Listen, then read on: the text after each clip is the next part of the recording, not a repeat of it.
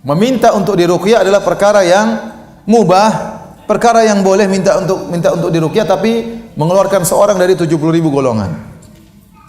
Karena 70.000 golongan yang masuk surga tanpa azab dan tanpa hisab ini adalah golongan spesial.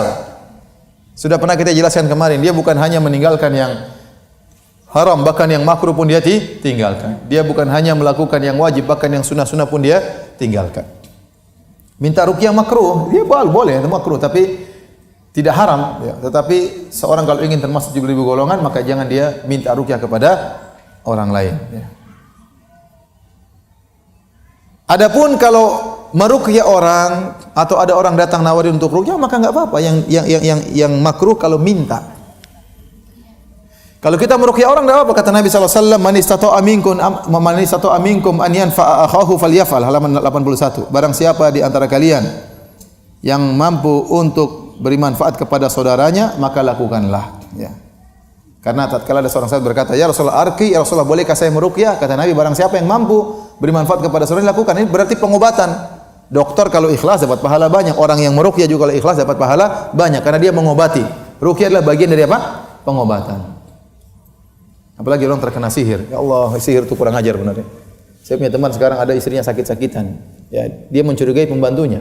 Karena pembantunya ngancam sebelum pergi. Sekarang jadi kurus kering. Makanya memang benar penyihir itu dibunuh harusnya apa? Haddus sahir darbatun bisayf, ya. Hukuman bagi penyihir adalah dipenggal, harusnya dipenggal. Karena bikin gelisah banyak orang. Ya. Orang disantet, orang ini terpisah antara suami dan istri, ribut antara kakak dan adik, antara anak dengan orang tua gara-gara apa? Sihir. Ya. Maka kalau kita bisa membantu orang yang tersihir tersebut, kita ruqyah, maka baik. Kita menyelamatkan dia, menyelamatkan kehidupannya, membuat dia bahagia kembali. Tadinya sedih, tadinya sakit dan macam-macamnya. Ya. Tidak mengapa kalau kita meruqyah atau ada orang datang menawarkan untuk meruqyah kita, tidak jadi masalah. Yang makruh adalah kalau kita minta apa?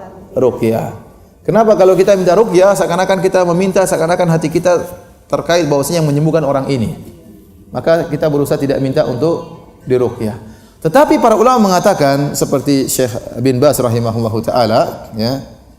Kalau dalam kondisi terdesak, maka tidak mengapa dia minta ruqyah. Lihat perkataan Syekh bin Baz halaman 83, saya nukilkan.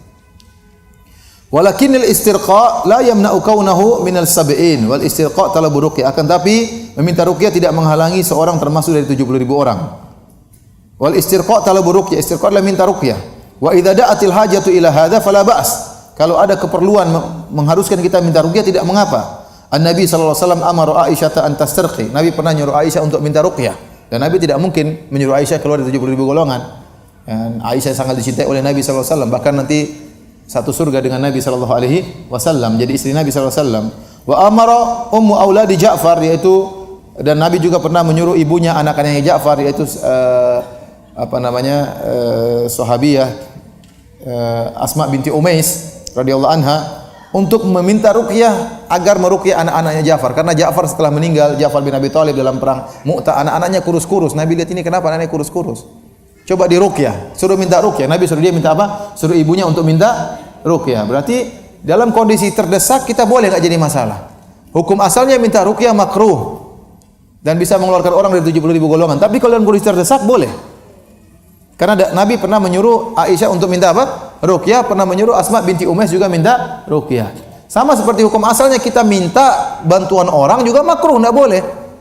Asalnya kita kerjakan sendiri, jangan minta sedikit-sedikit minta bantuan sama orang. Minta makan sama orang enggak, tapi kalau dalam kondisi terdesak tidak ada makanan sama sekali, dalam kondisi kita susah, maka kita boleh minta bantuan sama orang, bahkan minta boleh. Karena dalam kondisi apa? Terdesak. Seperti waktu ada wanita datang kepada Aisyah radhiyallahu taala anha, kemudian minta makan. Aisyah melihat rumahnya tidak ada apa-apa, cuma satu butir korma, maka Aisyah kasih sebutir korma tersebut kepada wanita ini. Dia minta, kenapa? Dia kelaparan. Lantas dia membelah korma tersebut, diberikan kepada dua putrinya. Maka Nabi memuji wanita ini. Nabi mengatakan orang seperti ini bisa masuk surga. Kenapa? Karena sabar merawat kedua putrinya. Nabi tidak mencela. Kenapa dia minta-minta? Karena memang dalam kondisi apa? Terdesak. Paham? Jadi kita bukan kebiasaan kita minta-minta tolong, tidak boleh. Seorang berusaha jalanin sendiri. Ya. Seorang berusaha jalanin sendiri. Ya. Tetapi dalam kondisi tertentu, kalau dia memang tidak bisa, sesekali dia minta tolong tidak jadi masalah. Sama, bukan kebiasaan kita minta diruqyah. Tapi dalam kondisi terdesak seorang boleh minta ruqyah. Ini pendapat Syekh bin Baz rahimahullahu taala dan pendapat sebagian ulama. Yang lebih utama kita tidak minta ruqyah sama sekali, ya.